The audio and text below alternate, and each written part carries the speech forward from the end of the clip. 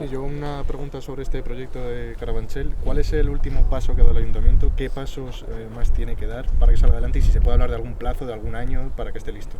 Nosotros estamos ya con el convenio de gestión, que ya está acordado con el Ministerio, y una vez que se ha acordado con el convenio de gestión, donde se definen lo que son las cargas y las obligaciones que le corresponden a cada uno, se iniciarán ya los trámites urbanísticos para poder comenzar la ejecución de lo que son las viviendas en esta cárcel de Carabanchel. Aventurar el plazo es complicado, además como consecuencia de las elecciones, pero desde luego si nosotros revalidamos el cargo el 28 de mayo, será lo antes posible. ¿El proyecto incluirá algún recuerdo sobre la historia de la cárcel, como reclamaban las asociaciones vecinales? A mí me parecería lógico y razonable.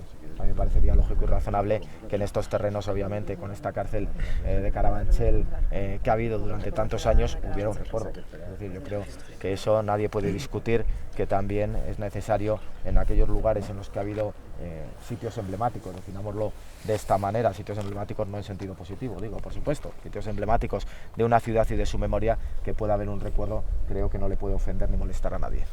Aquí, por ejemplo, en Madrid, el ayuntamiento, el ayuntamiento de Manuela Carmena habilitó una partida para hacer un memorial de la cárcel de Carabanchel. No un centro de memoria, pero sí un memorial que es pues un monumento, porque el Ministerio del Interior en su día también querían hacer una plaza, que fuera un elemento simbólico, que podría ser un memorial, ¿no? Es decir, el memorial es un concepto un poco ambiguo.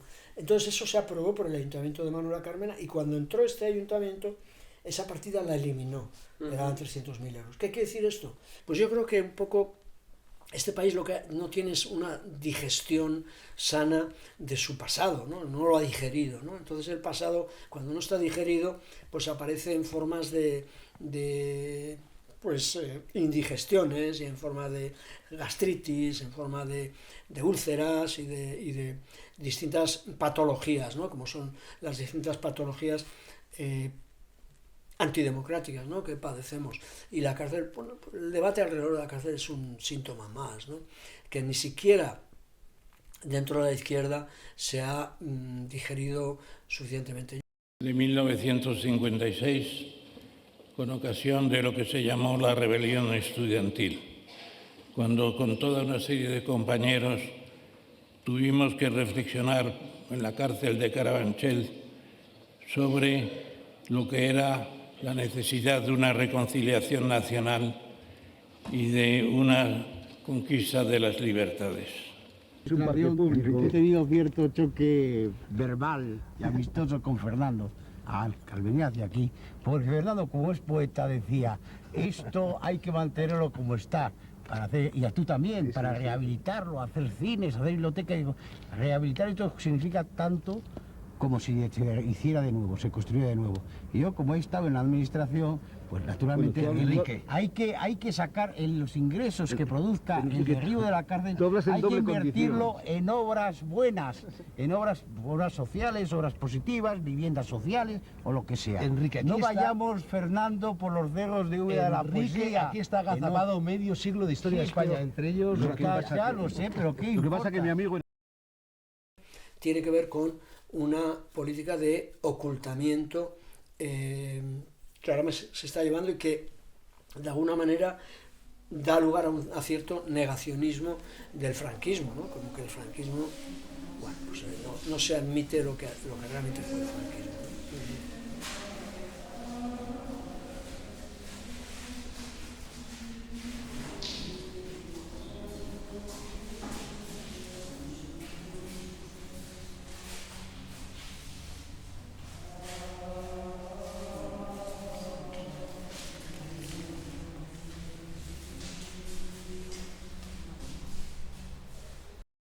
Era muy Carabanchel a nivel de todo el Estado.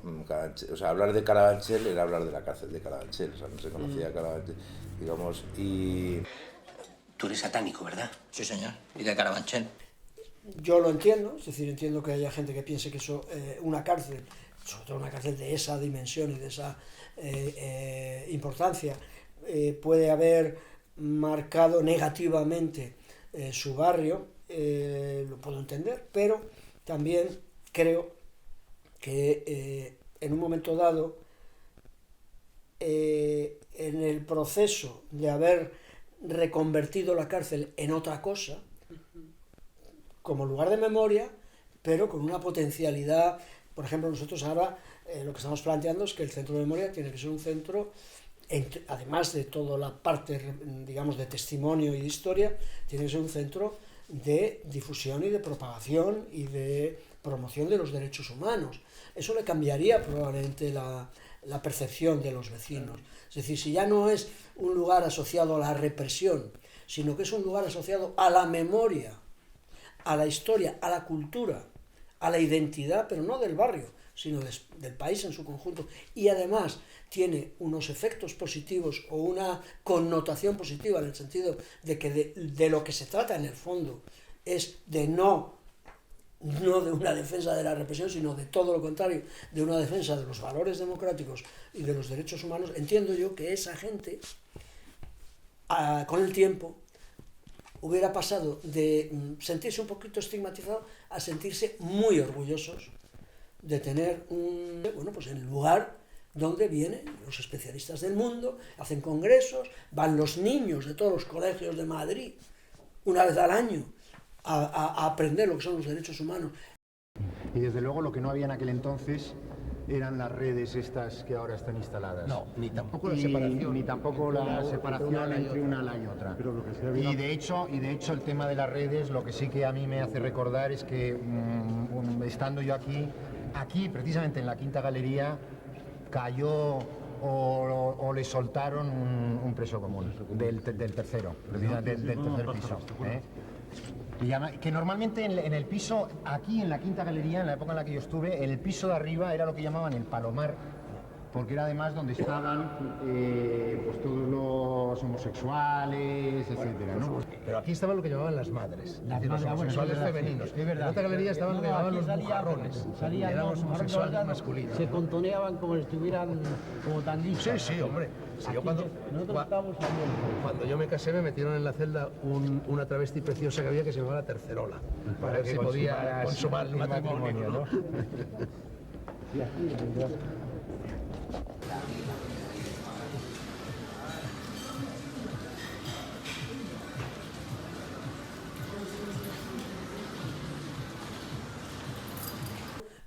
las experiencias físicas directas de los espacios donde han sucedido las cosas son insustituibles, ¿no? Por eso pues los países civilizados mantienen los sitios de los traumas, donde se produjeron sus traumas históricos fundamentales, son lugares de aprendizaje.